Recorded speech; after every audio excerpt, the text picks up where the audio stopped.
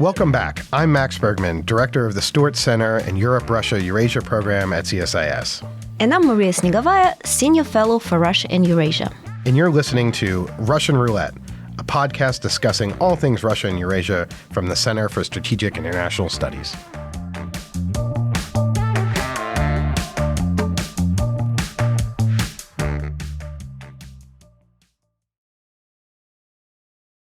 Hello, everyone, and welcome back to Russian Roulette. Today, Maria and I are joined by two incredibly knowledgeable guests here to discuss the increasing pace of repressions being carried out against the Russian elite in wartime Russia. And what we're talking about is that there have been at least 38 Russians that have died under mysterious circumstances since Russia invaded Ukraine, according to one U.S. analysis. Officials and businessmen are falling out of windows. There's been a lot of suicides. And so there's a lot happening inside of Russia, especially amongst Russian elites. And we have two great guests here to discuss that. First, we have Nikolay Petrov, who we are thrilled to welcome back to the show. Nikolay is an expert focused on Russian domestic politics, and he currently serves as a senior research fellow, head of analysis of transformation processes at the New Eurasian Strategy Center, or NEST. Additionally, he's a consulting fellow with the Russia and Eurasia program of Chatham House in the UK.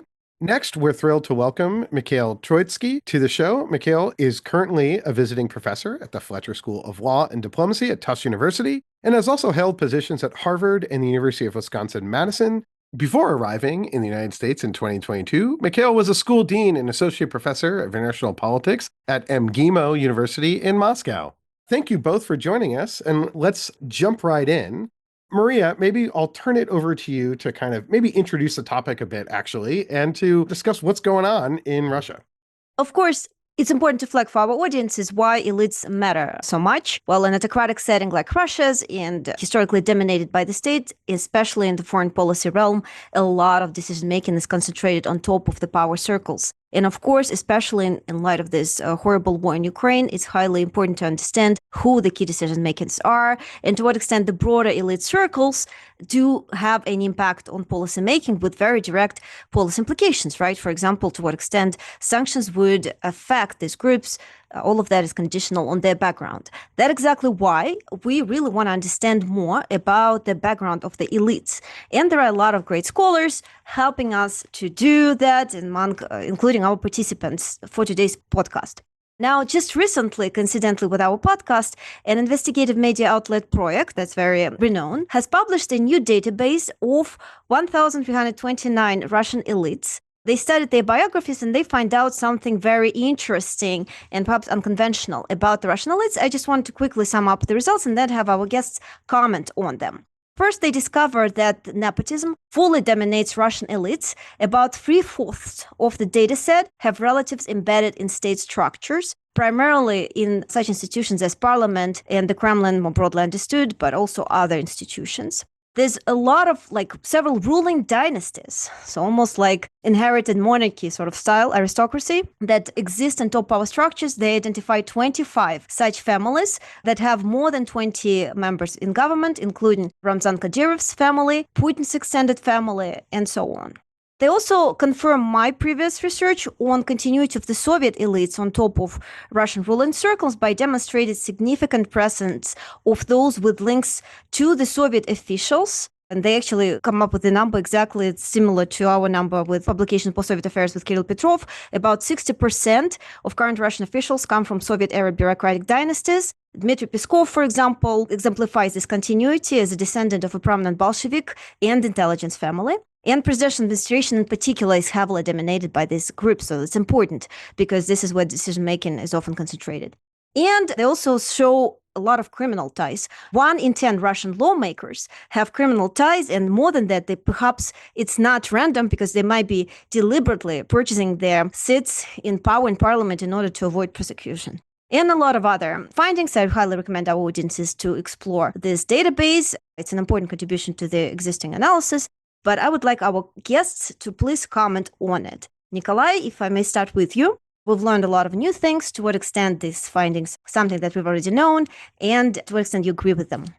Thank you, Maria. I think that this project investigation is, first of all, a good piece of investigative journalism, but it's not a kind of political analysis at all. And we need to be very careful when making any conclusions on a base of this investigation.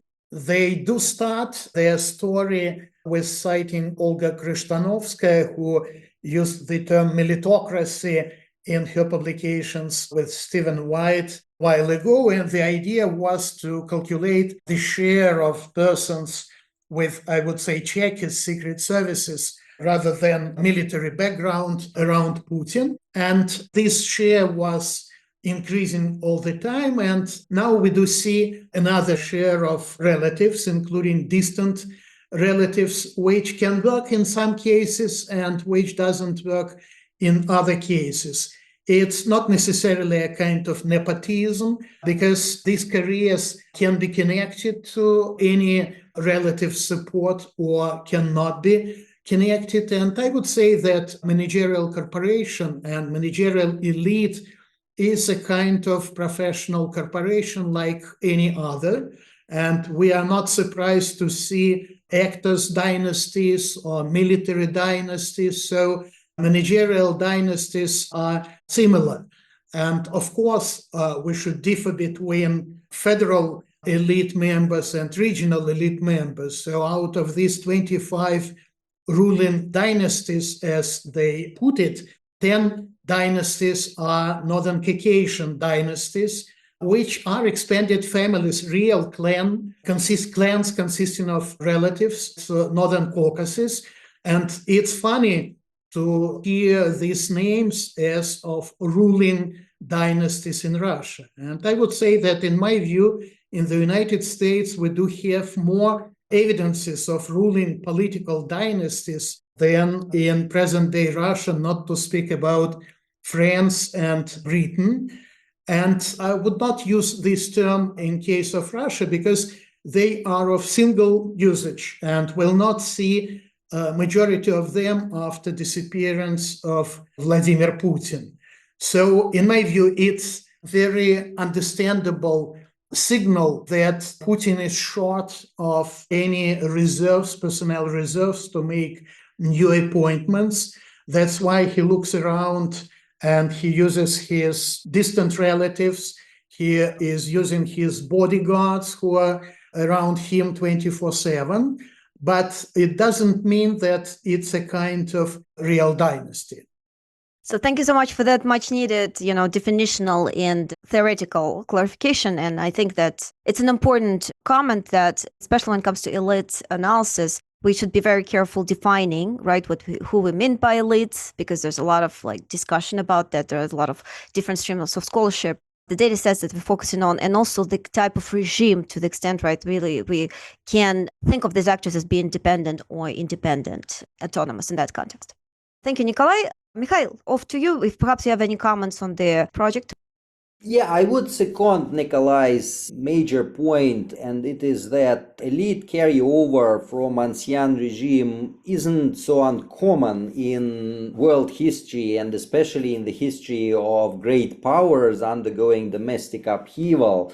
Those powers have very strong entrenched bureaucracies that it is quite difficult to purge for the new regime, and not all new regimes even try doing that. So if you think in terms of, Germany post-1945 or even Bolsheviks post-1917, you'd see that there's a substantial carryover and continuity. Whether the same we can observe in post-Soviet Russia, that's a good point. And of course, you, Maria, have cogently argued that this is a factor that ensured continuity of Russian foreign policy at the very least. And then we also have some very solid research by Catherine Belton, for example, who claims that it's not just ancien bureaucracy, but it's ancien KGB bureaucracy that carried over. But again, and all of that makes sense, but I think it's not uncommon. This is something that we can observe in different places. But that said, of course, and that's my final point related to that, Of course, in 1917, Russia had its revolution, and so the purge indeed happened with time. And of course, the course of policy of the new Russian state was significantly altered, regardless of who remained in the positions of power. And then in 1945, of course, Germany was just simply occupied and shepherded through this period of transition. So again, although some Nazi leaders did keep their positions and jobs, they had no choice but to kind of toe the line of the victor powers and, denazify, although they probably didn't have any taste for it. But in Russia, it was different. In Russia, of course, there was no incentive to change, and the carryover was significant, which indeed resulted in significant continuity of policy. Thank you so much. Mikhail, since this is something I engage with and the common criticism that I encounter, I just wanted to tell to our audience a small preview of my forthcoming book on this related exact topic, where indeed continuity is a common feature of most regimes. Having said that, Russia's continuity of the Soviet elites in Russia is actually abnormal by not just standards of, say, post-Nazi Germany or post-fascist Italy, but also by the standards of the region. And we have a comparative data set for all other post-Soviet countries where until to date, there is much more continuity with the Soviet elites and on top of Russian Soviet circles than in any other countries of the post-Soviet region. Again, we can discuss why. Maybe it's because of the imperial legacy. And second, even comparatively speaking, the Bolshevik Revolution actually introduced much more elite change than the transition from Soviet to post-Soviet Russia. And I think it has a lot of very important implications for how that democratic transition happened, that it was actually a sudden collapse of the old regime implemented primarily by nomenclatural elites, Gorbachev and Yeltsin, for different reasons, and also for its foreign policy, which in a lot of ways preserved many of the features of the old regime, even if the new shape and form, and thankfully with fewer resources. But I'll just let this be. Thank you so much for your important comments. Certainly all of them something that we'll keep engaging with. And off to Max. Maria, great plug. What is the title of your forthcoming book? Gadgets decide all, although that is to be decided. Okay. Well, Mikhail, I maybe want to turn back to you.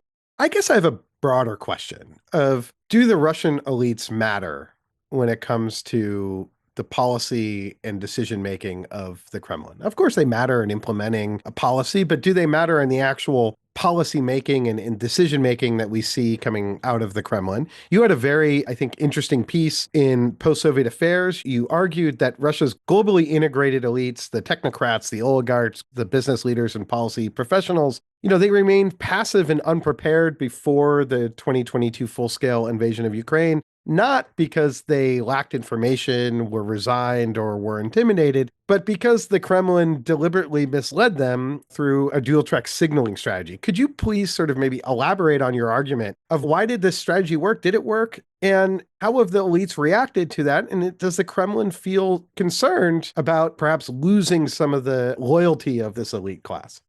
Yeah, thank you, Max. So autocratic leaders sometimes choose to start wars or engage in other kinds of aggressive or revisionist behavior at home or abroad. And so if the autocrat is smart, just like Vladimir Putin, and he wants to hedge his bets, he tries to control the risks that arise from his plans that may be disliked by at least some members of the autocrat's ruling coalition.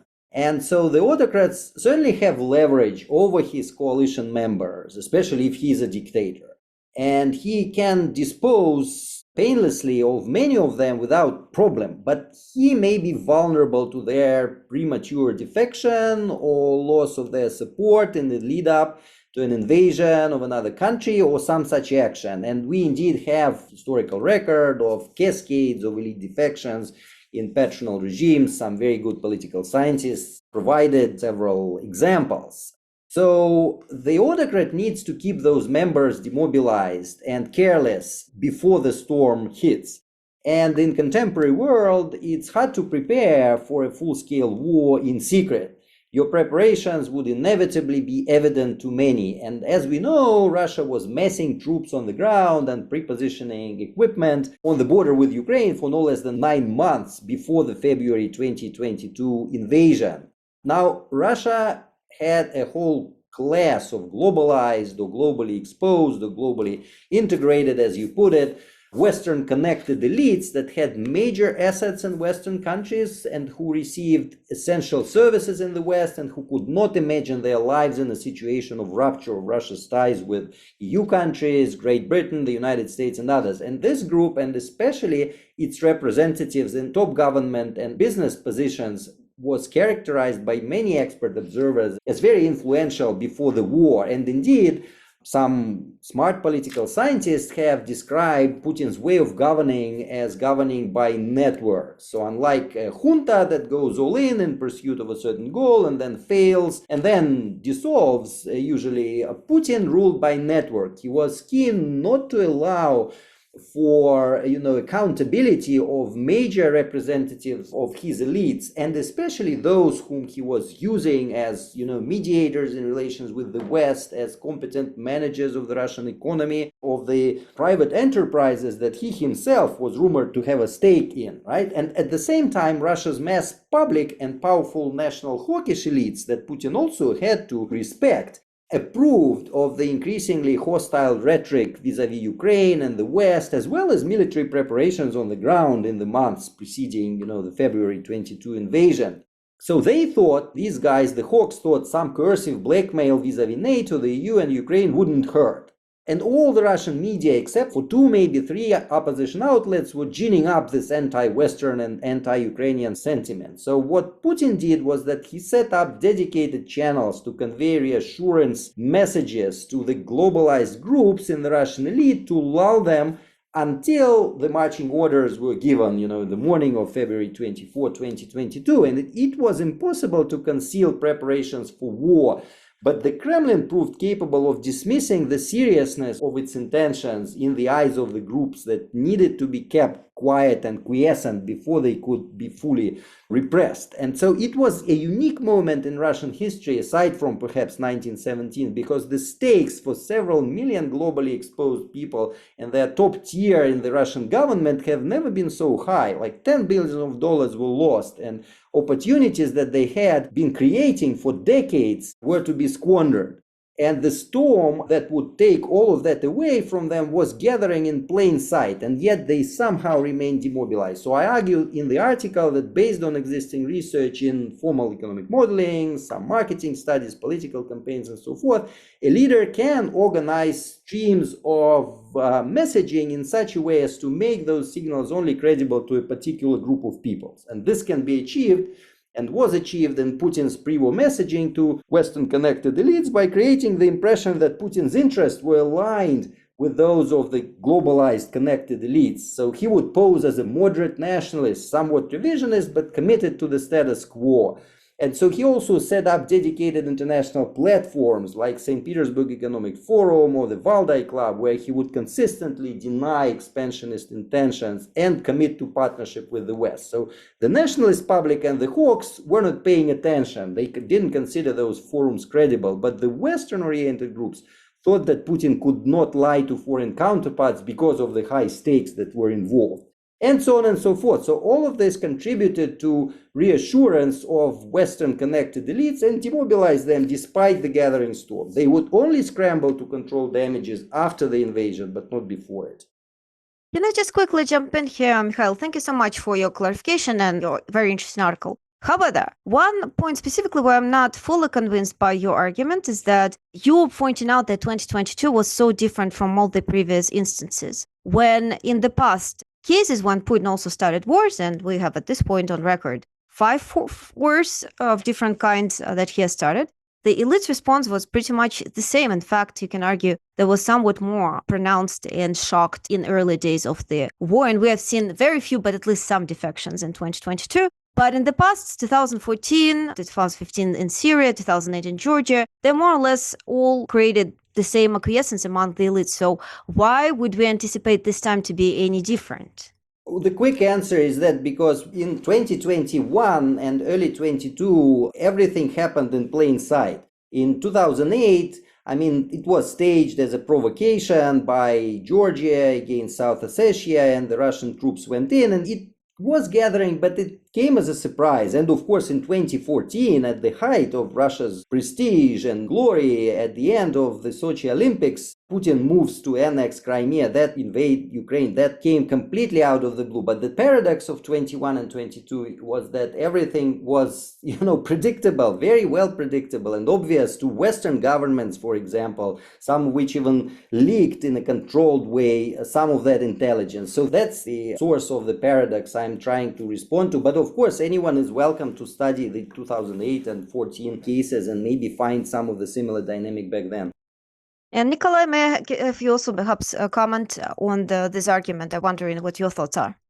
In my view, the situation is slightly different. And of course, I do look at it from within, not from outside. And I would explain a reaction which followed the invasion by the fact that there are no elites in Russia as political subjects, as persons who are capable to say something or to act against the will of the Kremlin. And Putin, and this is partly due to the West, did manage to construct neo-nomenclaturian system where there are no elites, there are cogs, and each cog is responsible for very limited functions. He or she should do whatever is ordered for him or for her, not to think about the general consequences for the whole system and so on. So there was a very short moment when these cogs could somehow react, and we've seen some of them who escaped. But in general, they are so much focused on how to fulfill their duties, how not to be punished, how to please their bosses, that we should not wait for any thinking or for any serious, I would say, opposition to what they've seen. Nikolay, maybe I could turn back to the way I started off the show about deaths from elites, people falling out of windows. It does seem like there's an elite purge taking place inside of the elites and led by the Kremlin. I'm curious, do you think there is a purge? Purges aren't new to Russian society. They've happened numerous times historically. Is there a purge taking place? And if so, why? What do you think are kind of the driving forces behind this? And so maybe you could unpack that kind of general question. Is there anything new here, or is this actually just run-of-the-mill? This is how the elite Russian society sort of works with this Kremlin? Thank you, Max. I think this is a very important question, and I would say that systemic repressions against elites started in 2014 after invasion of Crimea and after Putin started to play a pretty new role. Instead of being elected president, he became military chieftain. And being military chieftain, he became much less dependent from elites, and elites, vice versa, became very much dependent from him. And that's when these repressions had started. And 2022, of course, gave the new impetus to these repressions. And I would say that repressions is not any kind of deviation. It's the basic pillar of neo-nomenclaturian system. It's very important political institution. So if you do not have, public competition, if you do not have this election mechanism represented by elections, you should have something in order to keep elites under control, in order to intimidate them, in order to make certain changes, improvements in managerial design, like to keep the balance between major elite clans, or to fix some other important tasks, like, say, to rotate leadership of important corporations, like we've seen recently in case of the Ministry of Defense, or just to divide different resources controlled by this or that person or by this or that elite group, like, say, administrative resources, business resources, financial power resources, and so on. Then the system needs to redistribute property. And this is very important, especially now, because regime is aging and all quasi-private, not to speak about state oligarchs, are aging as well, and the system cannot allow them to take those assets, part of them think is their property, from control of the system. So it's needed to provide for this redistribution mechanism. And finally, there is a kind of repressive populism. And this is very typical, and we've seen it many times in Russian history, when wayward boyars' heads given to the public. And it's the reason how Putin, staying 25 years in power, is still a kind of populist leader who is very popular and who should feed this populism. That's fascinating that this is sort of a way in some ways of having like an inheritance tax on big oligarchs and money that is concentrated and needing to disperse it. But it seems like you're saying that this is sort of run-of-the-mill business or how things operate. And Mikhail, I'm curious if you agree, if you have a similar take. Is this sort of things are sort of operating normally in how the Kremlin engages with its elites? Is that how you see it as well?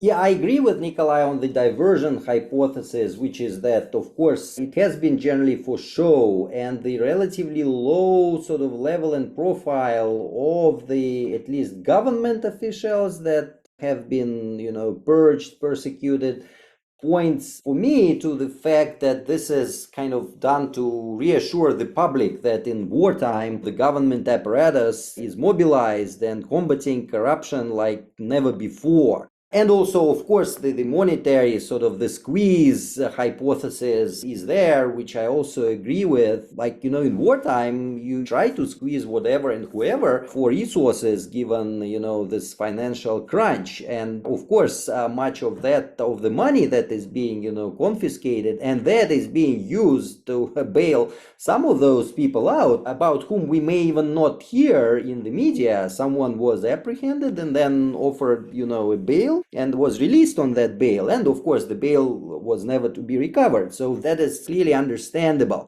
Now, I think ideology may now be taking a life of its own in Russian politics. And this is another topic I know Maria has engaged with. I never believed ideology played any role in how Putin used to govern. But now, ideological zealots may no longer be constrained by pragmatists, even among the ultra-hawks. And so these guys have long wanted to actually to proceed to a major sort of purge of corrupt officials, not because they want, anyone to like it, but because they like it.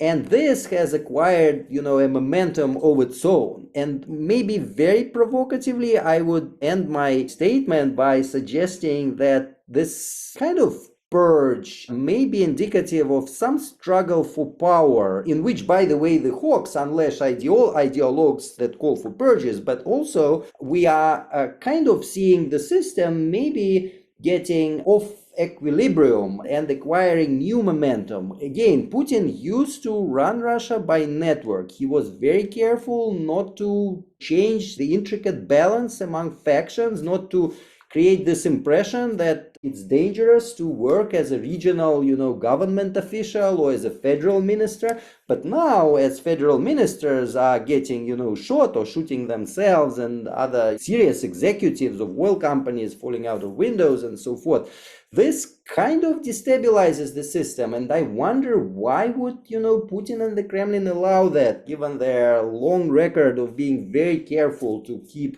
bureaucrats happy and quiescent and satisfied. But that said, finally, I'd say, remember Boris Yeltsin easily fired federal ministers and even deputy foreign ministers like Kozyrev, Chubais, Nemtsov, and others. And then he played a game of prime ministers with Chernomyrdin, Kiriyenko, Primakov, Stepashin, and Putin himself. So we are not yet seeing that kind of struggle. But if we see something of that kind, it would mark the beginning of a new time of troubles, really.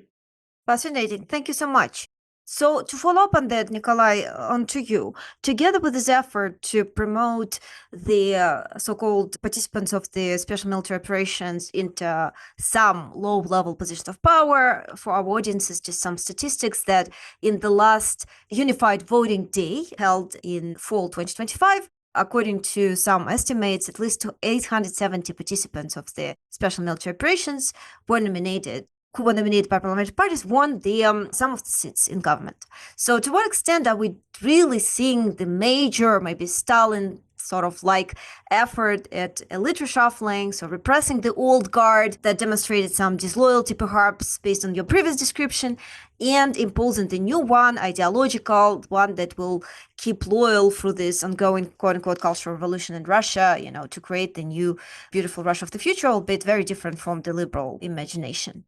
Well, a year and a half ago in his State of the Union speech, Putin blamed, traditional elite and said that the new elite is coming and will be chosen from heroes of special military operation. And in general, we've not seen any signs of large-scale replacement of old but effective in managerial sense elites by newcomers, except for special type of newcomers prepared by Sergei Kiriyenko, the first deputy chief of presidential staff, when bureaucrats from deputies of the State Duma or regional officials sent to participate far away from the front line in special military operation, and in 3 or 6 months of this participation, they are coming back as war heroes. And this is, I think, the only way the Kremlin will use these war heroes, not in any kind of Red Guard or Hunveibin in Russian Chinese language replacement. And 900 you've mentioned out of 30,000 means that the share of those participants of the war elected to low-level municipal and regional parliaments is almost negligible. But what is important, I think, that in our study of repressions, and we're finishing now the report on elite repressions in Russia, we took 4 different categories of elites: federal elites at the top level, members of the big government and their deputies, then business elites, then regional elites at the level of governors and deputy governors, and deputy heads of federal agencies in regions. And we did calculate how many persons are prosecuted every year. And the scale of elites is impressive. It's about 3 to 4% in general, which means that this scale of repressions, in spite of the fact that Russia is considered to be information autocracy, different from Stalin type of totalitarian regime, and this is exactly the scale of Stalin repressions. If to exclude 36 and 37 and 38 years, but in 20 years of Stalin's rule before the Second World War, the scale of repressions was almost the same as we see now. And recently we've seen 2 very important features of these repressions. It's repressions against judiciary, which never took place before. I mean, the top level of judiciary in regions and at the federal level, and repressions which can be called expropriation of kulak property, which is раскулачивание in Russian. And this is very new and interesting type of repressions when the property can be taken out of relatives of the dead official who died 10 years ago, but now he was announced to be corrupt. And this is the single base, how the property can be taken out of hands of his children, for example. And this is large-scale process where persons who used to occupy very important positions in past are touched. Thank you very much, Nikolay. Very important. And thank you for bringing up your important studies on these topics, which are really eye-opening. My follow-up questions to you and also Mikhail on that. So with that complex dynamic in mind, right, and you flag that there are like some of the facts, such as participation of these special military operation participants, maybe not as pronounced, but repressions being a very serious deal. To what extent we can think and speak of a qualitative change within Putin's regime that followed 2022? Is it much of the same? Or are we really witnessing something different? I guess that's what I want to ask, based on like this aggregated evidence that your studies combine. Our last report published is on transition. And in my view, this is exactly what is taking place after last year presidential elections. But this is not a kind of transition from Putin to anybody else. And this is not even a kind of transition from one team to another team. This is more about transition from one generation to a different generation. And this is very important feature of current political regime because Putin is now trying to replace old guard, but it's understandable that they cannot be happy with this. And in my view, part of, or perhaps the major explanation why we've seen an increase of repressions against elites in 24-25 is connected with the fact that Putin needs to keep elites motionless. And the easiest way to do this is to intimidate these, not to let them somehow to oppose this process when Putin will be replaced by Putin 2.0, the same leader who will play very different role, who will be not involved into daily routine duties, but who should rule just like Deng Xiaoping in China, but unlike Deng Xiaoping, who didn't occupy any official position his last years, Putin should keep enhanced control over law enforcement and power agencies. That's why he should keep the office of the president.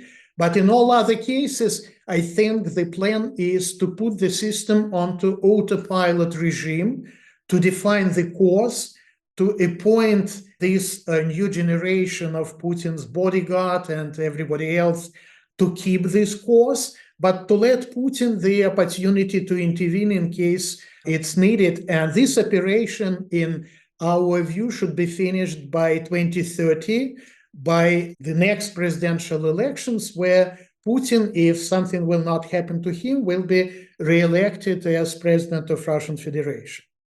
Thank you very much, Nikolay. Mikhail, on to you, and perhaps to what extent you agree with this characteristic of the ongoing transitions within the system, and also what does it mean for Russia's foreign policy going forward? I mean, is this going to become a little bit more moderated or even more aggressive, assertive? What is your...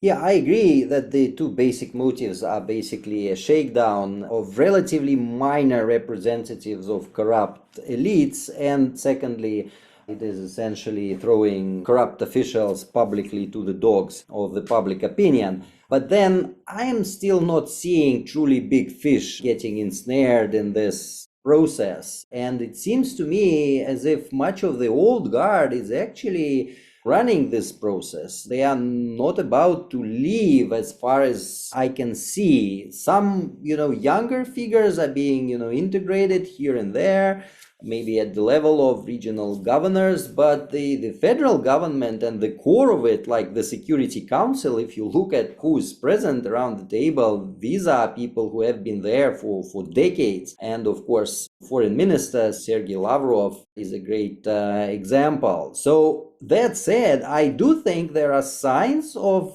sands shifting, of some potentially destabilizing efforts being undertaken for the sake, again, of this shakedown and the public opinion, and some quiescence, ensuring quiescence of the elites. We haven't seen that much before, but again, I think the jury is still out as to where it's going. And if we are to see some ministers really getting, ensnared and fired and maybe, again, shaken down, some oligarchs, truly, influential people, then I'd be questioning whether the system runs on the same rules as it used to, and whether, someone is truly in charge and capable of adjudicating the colliding interests of different, groups and elites. Maybe one final question. At the beginning or prior to Russia's full-scale invasion, one of the kind of ideas coming out of the West, coming out of capitals like Washington and London and other places, that if you were to really crack down and do sanctions and squeeze the Russian oligarch class, particularly the class of Russians that had a lot of wealth in the West, that had their kids studying in the West, that would put pressure on the regime, that essentially the Russian elite class could be a potential instigator of change within Russia. That theory of the case appears to have been proven pretty incorrect. The sanctions, you could say that they were useful to do in general to remove Russian money from the Western system. In part, some of the Russian oligarchs that were operating in the UK in particular may have been sources of Russian influence. But the idea of the Russian elites as a source of potential change and pressure point on the Kremlin at least appears to have neutered that. And I wonder maybe how you see the Russian elites and Russian oligarch class as has Putin effectively put them under control? Is there still scheming? Is the repressions that we're seeing about sort of nervousness on the part of the Kremlin? I mean, you all sort of answered that, but I want to kind of get at are the Russian elites sort of worth watching in the sense of, man, this is something that Putin really has to watch out for as he's going and thinking about the war in Ukraine or Russia's posture toward the West or other places. Nikolay, maybe start with you and then to Mikhail. Well, I did start to say about neo-nomenclaturian system, which was partly reconstructed by Putin, partly newly constructed by Putin. And the West, after the beginning of the war, did help Putin to finish this construction and to construct the second fence, which does not allow Russian elites to go out and which pushed all of them, including those mentioned by you staying in Britain for more than a decade, to go to Russia and to stay within Putin's control. And now, if they are totally controlled by Putin, it would be strange to wait for any kind of resistance or any attempts from their side to push Putin in a different direction. So not only the West helped Putin to explain each and everybody, including his elites, which are becoming more and more anti-Western as the war is going on, that he was right when saying that the West conspired against Russia all the time, and the West is putting pressure not onto war criminals only, not only to Putin and his entourage, but to everybody, including ordinary Russians. So if only you are right, and the idea behind personal sanctions was to use elites or business elites in particular as a kind of leverage against Putin's war plans, then it was counterproductive and it was a mistake. But in my view, the reason why personal sanctions were imposed was a kind of populism from a side of Western leaders for whom it was much easier to demonstrate their decisiveness against Russian elites, especially when they were blamed for making favors to these businessmen of Russian origin, and to do this at no cost. And this was a very serious mistake which cannot be fixed now, and which, in my view, is one of the reasons why the war is going on for that long. Yeah, very quickly, needless to say, Russian business elites and government people who truly matter under heavy tutelage, being monitored 24/7, their freedom of maneuver is extremely limited. That said, some of those people who truly became billionaires or top government officials throughout the decades are very smart, and they have their positions exactly because they knew when to use their options, when to move. And so I think nothing is overdetermined, and if there are options, they will move. Now, what kind of options? Well, we are discussing all of that under the assumption of, macroeconomic stability, of sufficiency, of, funding going from Moscow to Russian provinces that help local governors to just fund their networks and remain in power and uncontested. That's all contingent on, what they have to spend on their patronal network. So if that stream of money starts to dwindle, or if there's some sign of turmoil, of a crisis, of the lack of answer to the question who is in charge, at that point, I think these smart people would rush to use their options in all sorts of ways. And again, just think about how they got rich or influential, some of them in the 90s, some of them in later decades. There's something in them, there's something entrepreneurial in their, mindset and spirit, which I think tells everyone, including people in the Kremlin, that these guys would mercilessly exploit any opportunity that would arise in Russia today or tomorrow. Unfortunately, we're going to have to leave it there. Nikolay, Mikhail, thank you so much. This has been a fascinating conversation. And as always, I want to say thank you to our listeners for tuning in. If you haven't already, please be sure to subscribe to our show and give us a 5-star rating. It really helps people find the podcast. Additionally, be sure to check out CSIS's page on YouTube, where you can find live streamed videos of conversations like the one you heard today. And lastly, don't forget to subscribe to our sister podcast, The Europhile, wherever you get your podcasts. And we will see you next time on Russian Roulette.